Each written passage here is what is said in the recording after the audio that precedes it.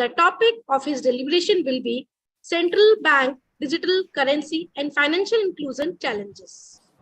Now, I would like to request Honorable Vice Chancellor Sir Shri Vaishnav Vidyapeeth Vishwavidyalaya, Dr. Upinder Dhar, to give a welcome address. Honorable Sir.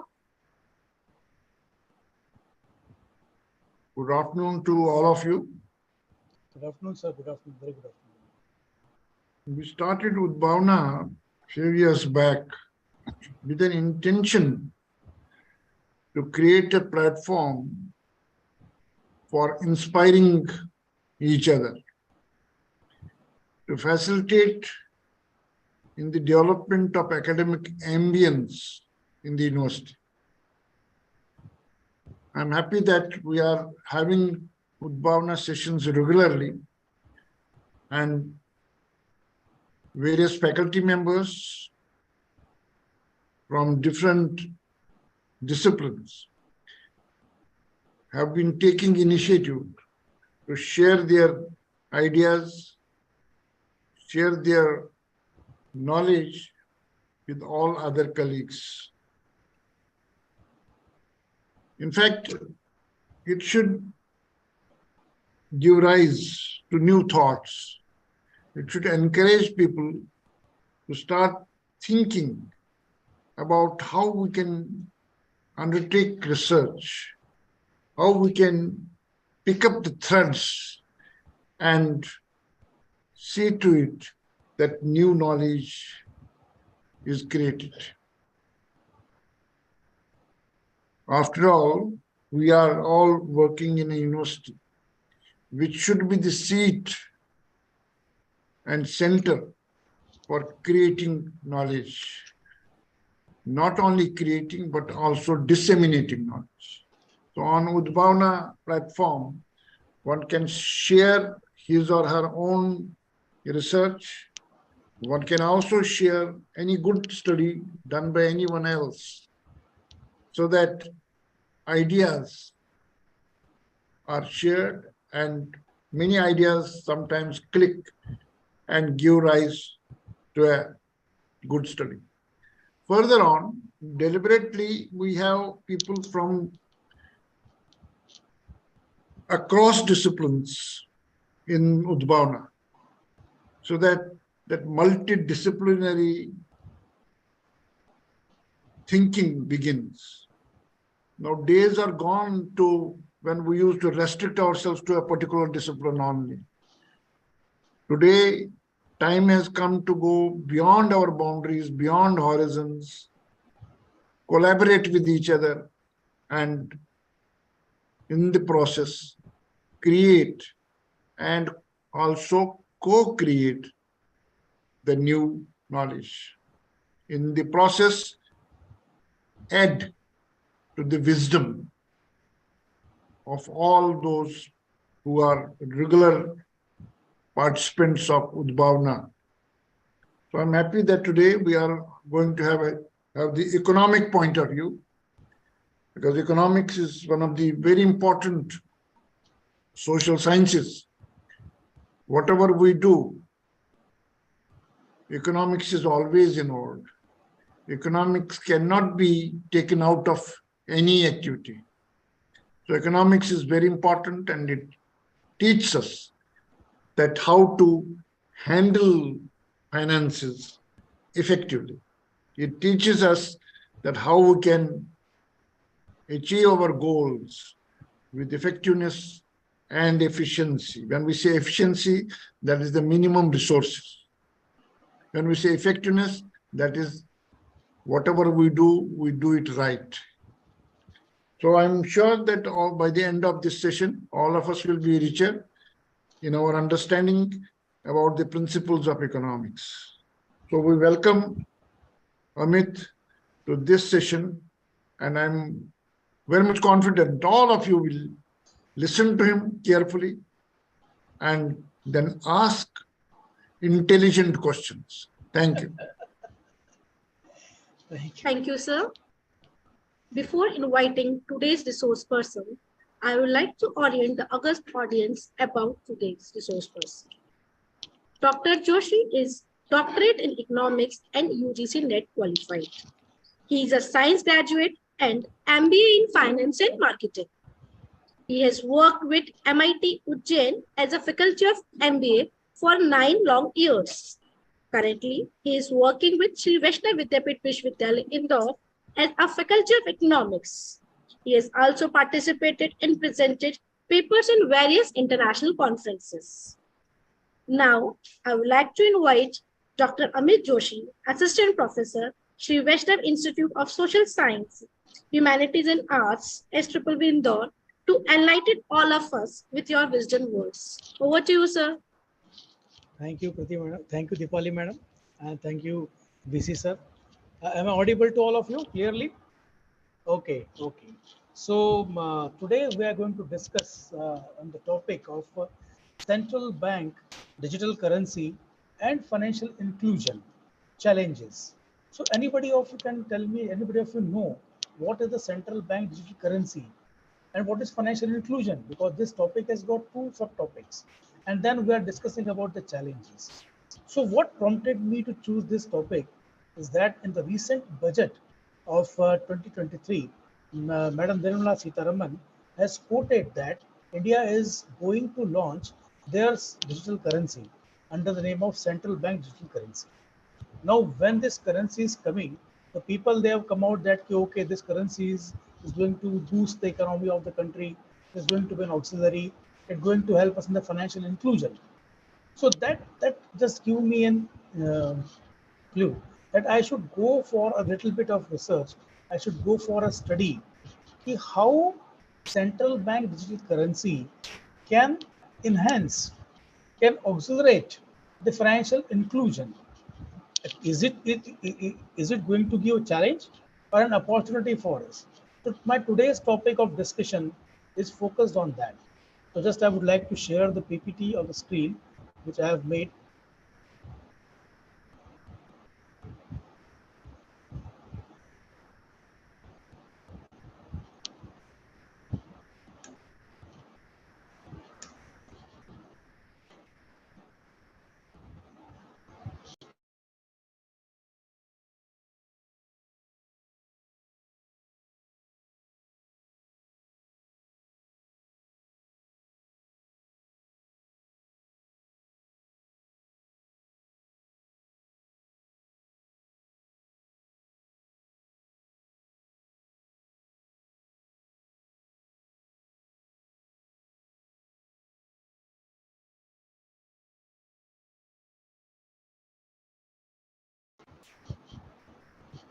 Sure,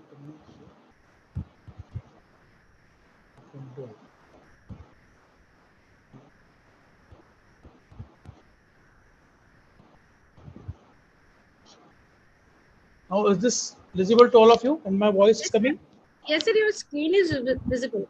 And my voice is clear to all of you? Yes, sir. Absolutely. Okay, okay, okay. So today we are going to discuss. PPT is not visible, sir. PPT visible नहीं हो रहा, एक minute. Yes, sir.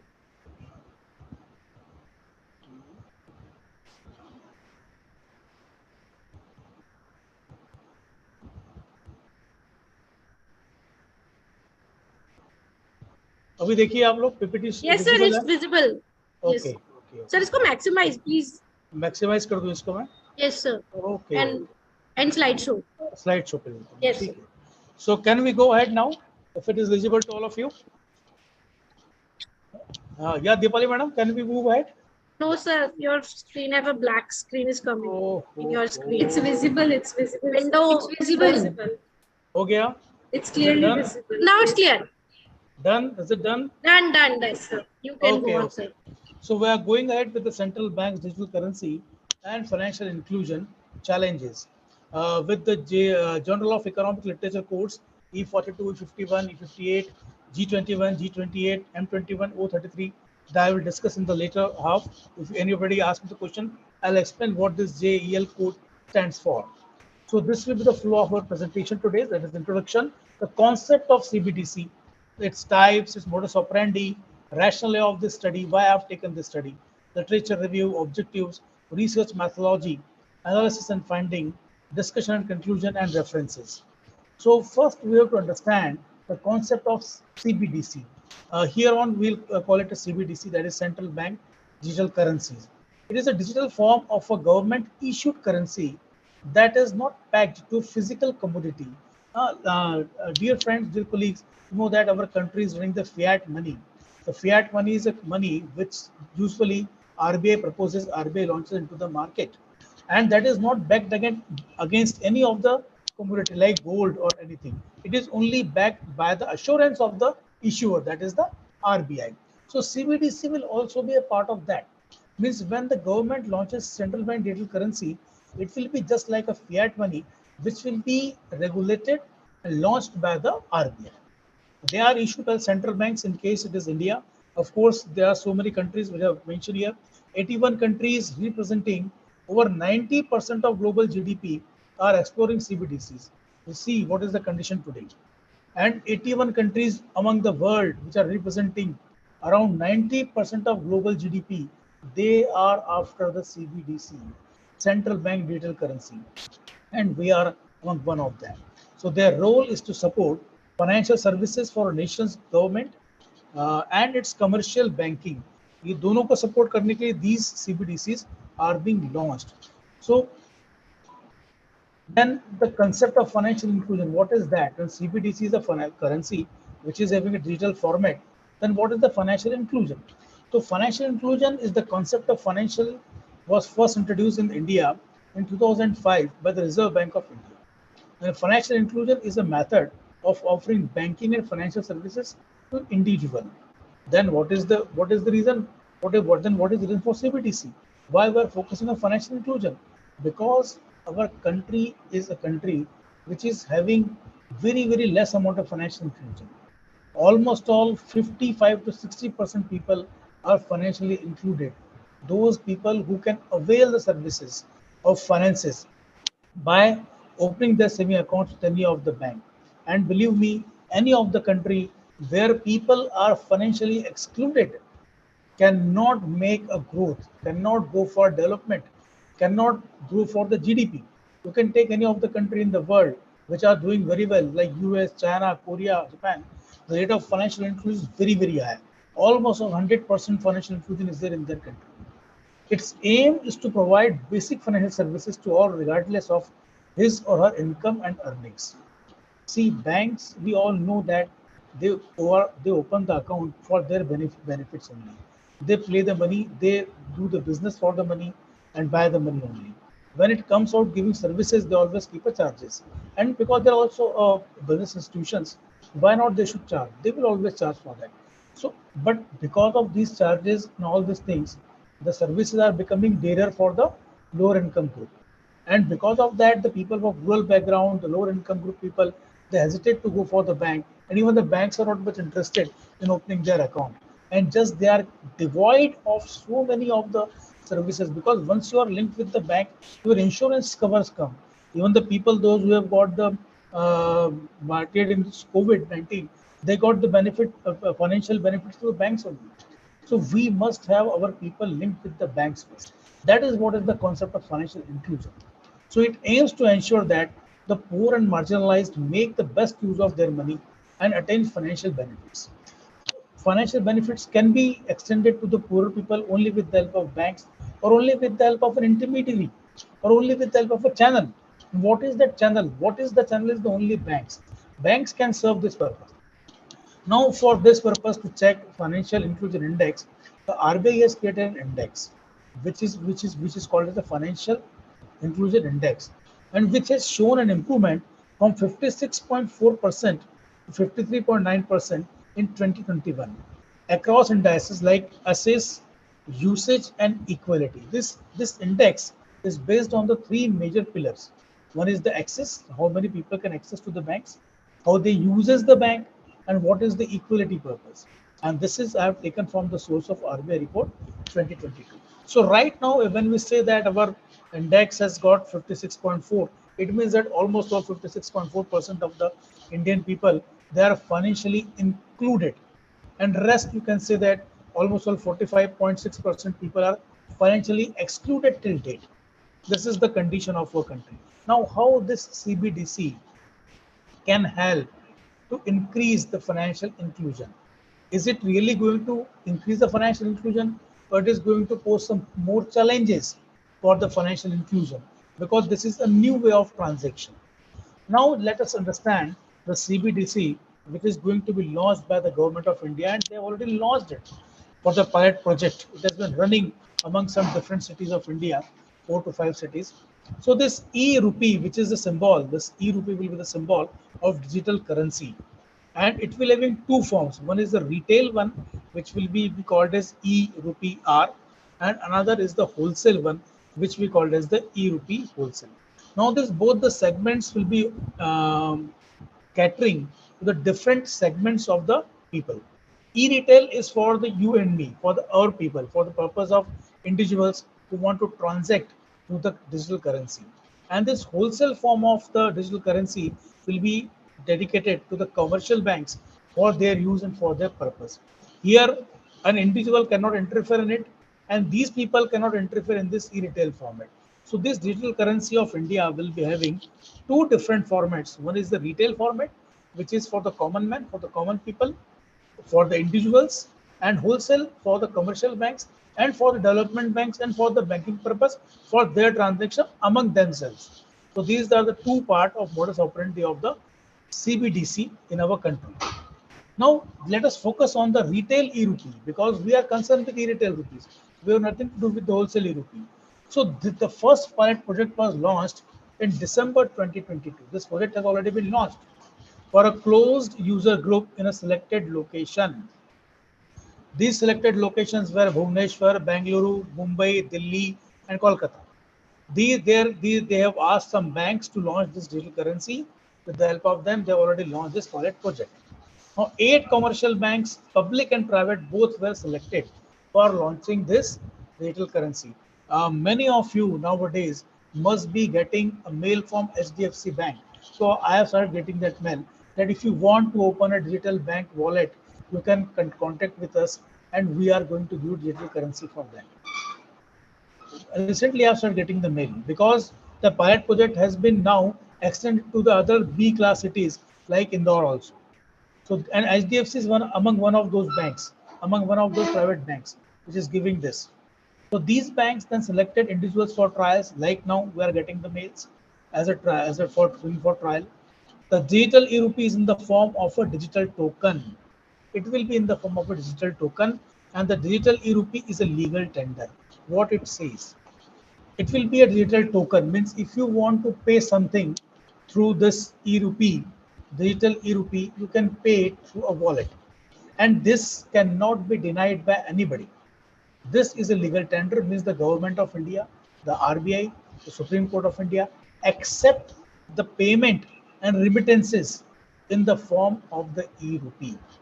Means nobody can deny it. See, just take the case of Bitcoin or the cryptocurrency. Cryptocurrency, is it a legal tender in India? Can anybody of you answer me? If I ask you, is it really a legal tender? No. No, it's not legal tender. Uttam sir, but nowadays what government has said that they will be if anybody wants to accept the currency in the Bitcoin or any other cryptocurrency, he or she can do it.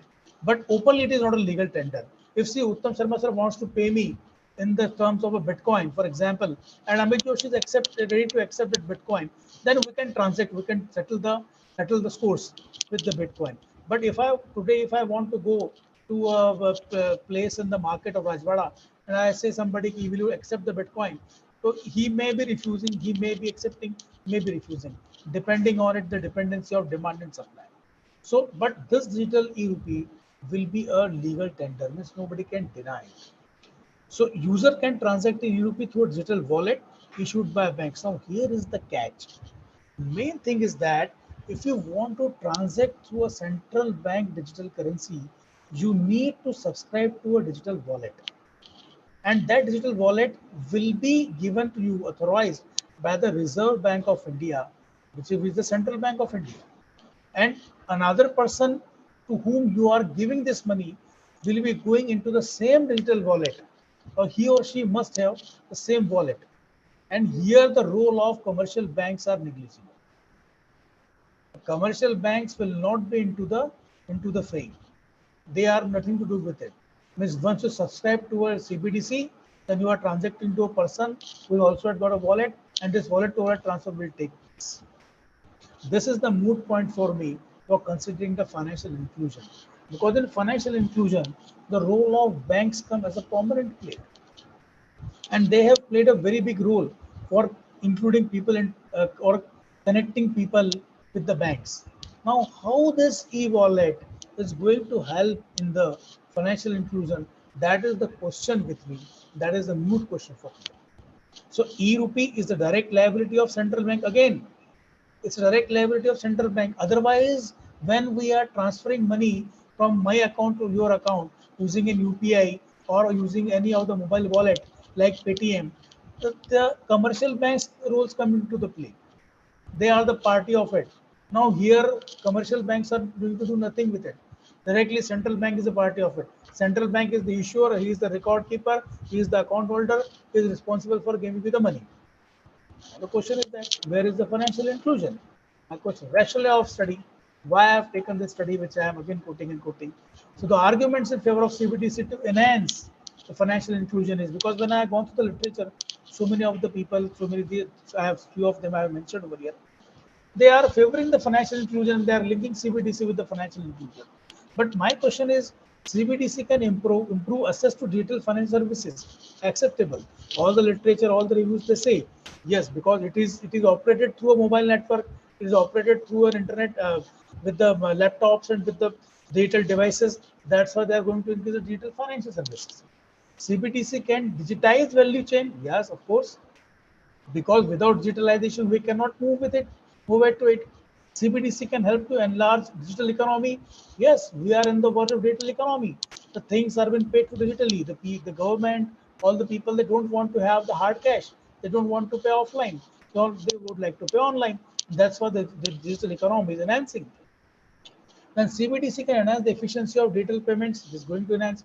CBDC is low transaction cost. Of course, it's low transaction cost because the wallet to wallet transfer is there, speedy transfer is there, and it is definitely when third party is not there, intermediary, all automatically reduces the cost.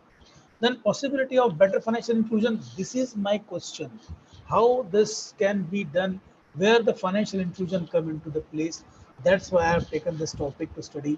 Where the financial inclusion comes and the research gaps which I find that various researchers have favored the CBDC currency. It's okay, one must favor it. The research articles discusses about the enhancement of financial inclusion with the help of CBDC. This is the root question. Many research articles discuss the role of CBDC as an assistance for the financial inclusion. But first, we have to understand what is the financial inclusion and what has made financial inclusion to reach to a higher steps. The research articles are silent about the acceptance of CBDC between male and females. Because when I conducted this empirical study at Indore with one of my students, I have found out that you will find out that the females are reluctant to accept the CBDCs. So objective of my study was to study the status of financial inclusion in India. Of course, first I want to study that. Then second, to study the awareness of central bank digital currency, how much the people are aware about it, and to investigate the acceptance of digital currency differs across different income groups. Methodology I have taken, the data collection was with the primary source. Of course, data collection close-ended schedule was there. Open-ended interviews conducted with the beneficiaries. How much they understand about this CBDC. The second is RBI report 22 and Statistica 2023 reports. Now, to study the status of financial inclusion in India, we start first with the financial inclusion. The financial inclusion index has improved from 53.9 to 56.4 March 22 to 31st RBI report. This is the latest RBI report which I am quoting over here, that this inclusion index has taken 2 to 3 points more jump. Now it captures information on various aspects of financial inclusion in a single value ranging between 0 to 100, where 0 represents complete financial exclusion and 100 indicates full financial inclusion. So our condition is 56.4 right now. Now the biggest mover, the biggest vehicle and the effective vehicle for financial inclusion was Pradhan Mantri Jan Dhan Yojana, is the prime factor for boosting the state of financial inclusion. Now, what is this Pradhan Mantri Jan Dhan Yojana? This is simply the opening of the no-frill accounts with the kiosk, where the people they can directly get benefit in their accounts. DBT we all know, which has been launched, but before DBT availing the benefit of direct benefit transfer, one must have the bank account. And from where you can open the bank account, because the rural people, they are reluctant to go to the bank. The bank doesn't go to them. They're not interested to open the bank account, not interested to the nitty-gritties and all the formalities of opening the bank account. So how they will get it? So this was the main mover of Pradhan Mantri Jan Dhan Yojana, which has moved and escalate the cases of financial inclusion. This you can see the score of RBI Financial Inclusion Index, which I have shown on the RBI has been taken. This is the assess. 17, you can see the assess. 18, 19, 20, and 21.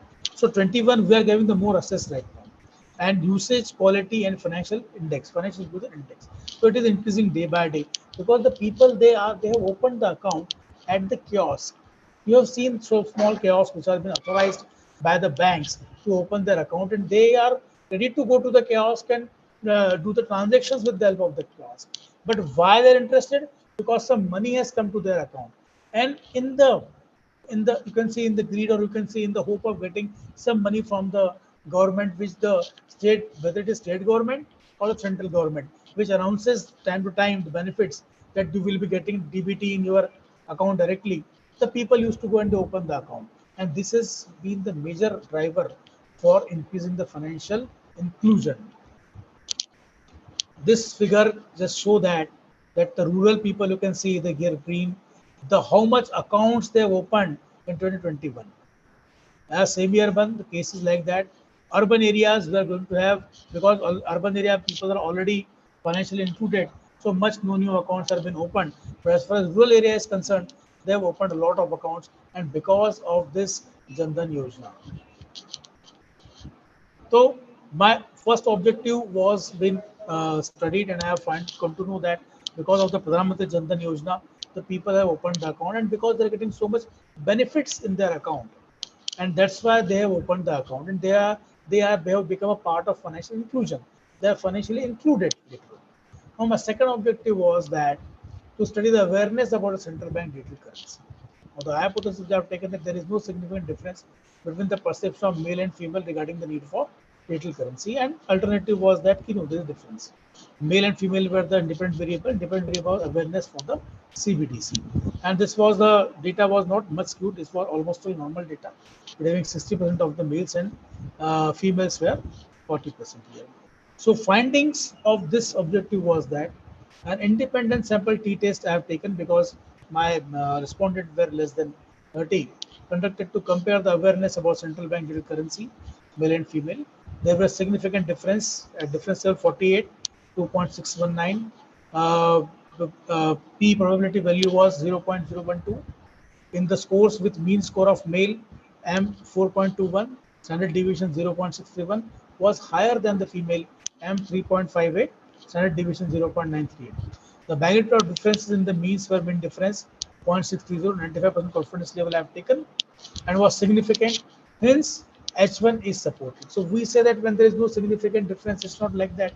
There is a significant difference in the male and female perception, and this is the entire graph, entire table in front of you. The above table portrays that at a significant level of 0.05, the observed value is less than the calculated value, which shows that there is significant differences in the perception of male and females for the acceptance of digital currency between male and females. Hence, the null hypothesis is rejected and alternate hypothesis is accepted. Now, what is the reason for it? The main thing is that this is the study which revealed the directly answers to me that male and female there's a difference. But what is the difference? Because it has been seen that the females they are less interested for going with the digital transactions flow, and the male who are usually handling the assignments of money assignments, they may be interested for going for another exploration of CBDCs, where the females are not much interested for about the CBDCs. Now, if the females are not interested, then the how the population of India or we can say 40-45% of the population of India is representing the females.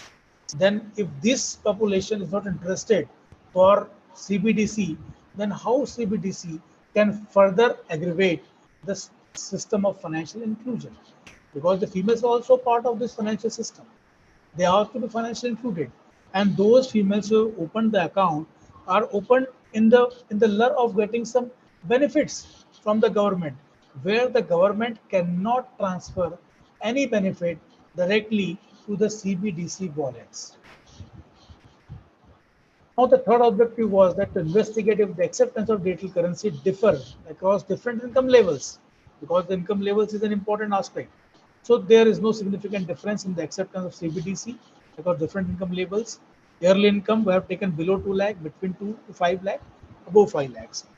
Awareness about the CBDC also have taken that, and this is the result. This is the ANOVA I have taken, one way ANOVA I have taken this to check this study, and we have seen that this is the result where significance is. So above table portrays that at a significant level of 0.05, the observed value is more than the current value, and which shows that there is no significant difference in the accepted digital income group for digital currency or digital rupee. This is a null hypothesis is rejected. Even the issue is that because the people, those who are from the lower income group, they are reluctant to have any such kind of things. Those who are from the higher income group, they may accept it for a faster speed or for other purposes. But for those people who are from the lower income group, they are reluctant to go for any other type of digital system of payments. Now, the challenges which is the study has been posed with the CBDC and financial inclusion. So Pradhan Mantri Jan Dhan Yojana was a great contributor in financial inclusion for lower income group. Now, this PMJDY is a scheme where no frill savings account has been opened by authorized kiosks. Now, these saving accounts were getting savings interest rate is credited. Means if we are having in any of the saving account in a normal commercial bank, we used to get interest yearly that is equivalent to 3.5 to 3%. So our money is when kept there, it also fetches some money with it.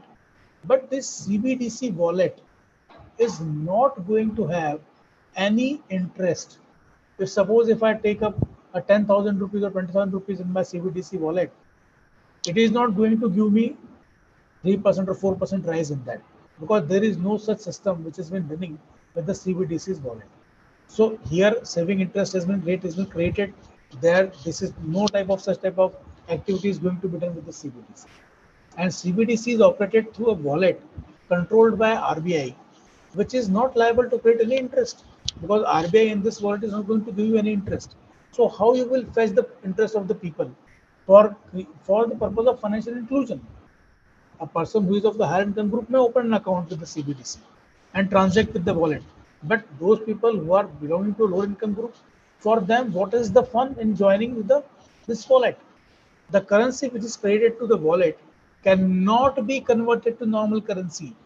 Now, if I am having 10,000 rupees in my CBDC wallet, today I want to convert it into my commercial bank account, and I want to have 5,000 rupees in my commercial bank, that is not possible. This is entirely a parallel way of doing settling the accounts. This is the parallel way. You cannot convert.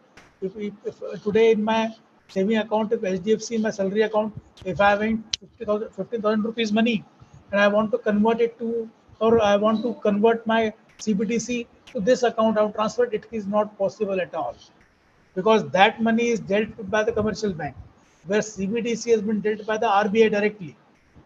These are both the come out, both the confluence is not possible for it. So how it is going to help the financial inclusion? And other digital forms of currency, not interchangeability, non-interchangeability. This CBDC wallet currency cannot be interchanged with the normal commercial bank amount or the account. The retail e-rupee is fully controlled by and administered by the RBI. Thus, commercial banks are not going to interfere in it. Here, the role of commercial bank has been taken by RBI. If this CBDC is into the market, then few part of the commercial bank role has been shouldered by RBI now for this CBDC. Another challenge is if you continue, CBDC can be transferred from one wallet to another wallet. How this can add to financial inclusion? If a person who is from the higher income group is having a wallet, another is having a wallet, if you want to transfer the money, they can interchange it. But as far as lower income group is concerned, the rural people are concerned, who are right now excluded from the this financial services, how they will benefit from this CBDC? That's a moot question for me. The response of females, 50% account holders towards CBDC is not overwhelming. They are not much aware about it. They are not reluctant to. They are a little bit reluctant also to go with the CBDC. Though our finance minister is a lady only. One of the major reasons for the launching of CBDC is to counter the expansion of cryptocurrency. But the income group dealing in crypto is usually having more than a single bank account. This is entirely different group which is dealing with the cryptocurrency. They may be having more than one or more account. They may be or they are already financially included. There is no reason for them to go for included. But if we are launching, the government is launching this CBDC to counter the cryptocurrency, then this will be a different issue. That can be another research. How much CBDC is going to counter the cryptocurrency or how much it is going to tame the cryptocurrency. It is argued that the speed of transactions between CBDC wallets will be very fast. Yes, because this is another way of doing the payment.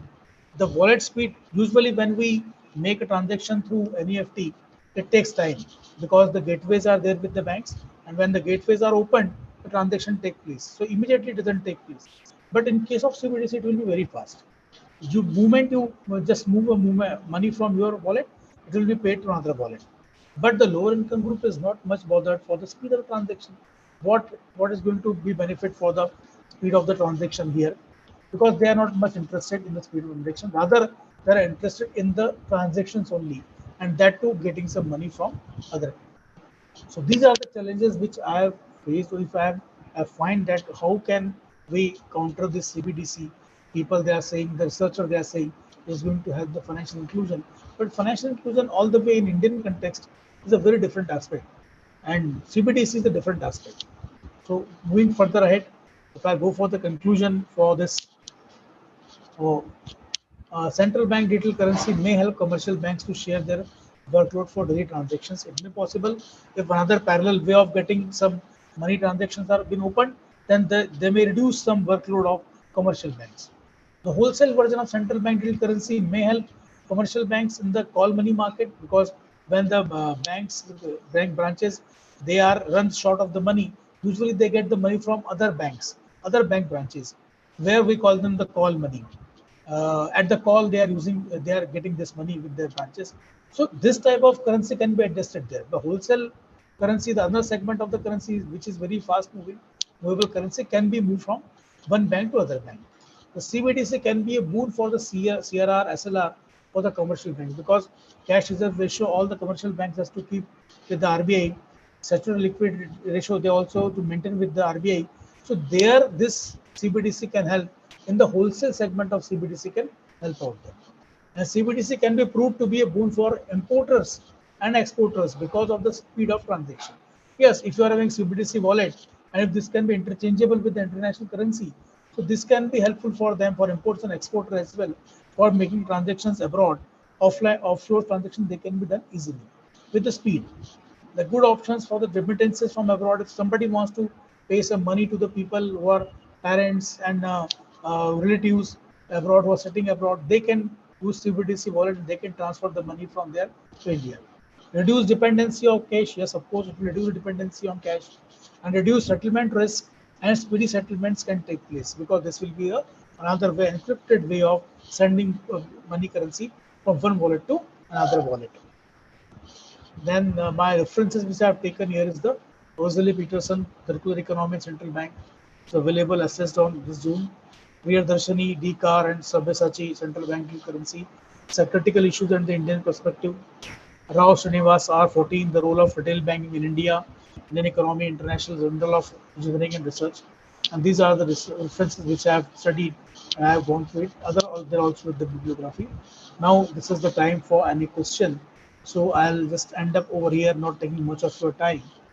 So if anybody wants to ask me any question, then I'm free to answer it. Yes, questions from the panel, Yeah. please.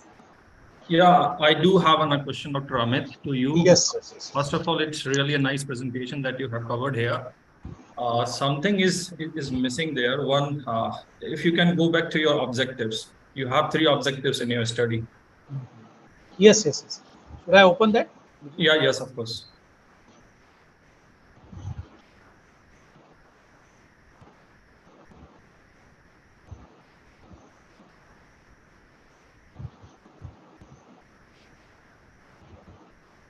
So the second and the third objective.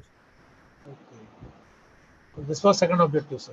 So to There study is the awareness awareness about the central bank digital currency, and you have collected data on the Likert scale, I think. yeah, Likert scale I have taken. Yeah. Likert scale. Then the Likert scale only measures the attitude of the individuals per se, not the awareness. So how you come and figure out what is the awareness? Because you have applied on the t-test, and t-test only is going to talk about the mean difference between the two groups. It does not indicate the awareness of any of the cases. Likert scale of itself only measures the attitude of the individuals, not the awareness. So here I have when we have interviewed them with the questionnaire, that was I have taken an open-ended questionnaire also with them. So Likert scale That's was okay, a closed-ended. but for the open-ended question, you cannot apply the t-test.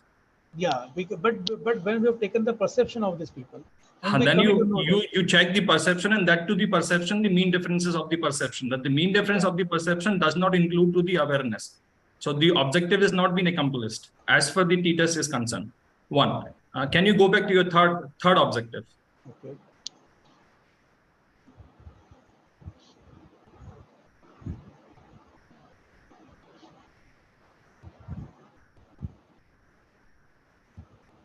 Yeah. To investigate the acceptance of the digital currency. The acceptance could be in the category of a yes and no. Now, if the category is a yes and no, it's a categorical variable. And again, if you're collecting the data on the Likert scale, it's on an interval scale. Now, on the interval scale, you only can measure the attitude, not the acceptance of the digital currency. Oh, and then you have applied the ANOVA. And there, again, you are checking the mean differences amongst the three groups. So the objectives and the tools that you have applied, they are not aligned. This is my observation. And the last part, which I need to come upon, is the conclusion. Can you go back to the conclusion, please? Yeah.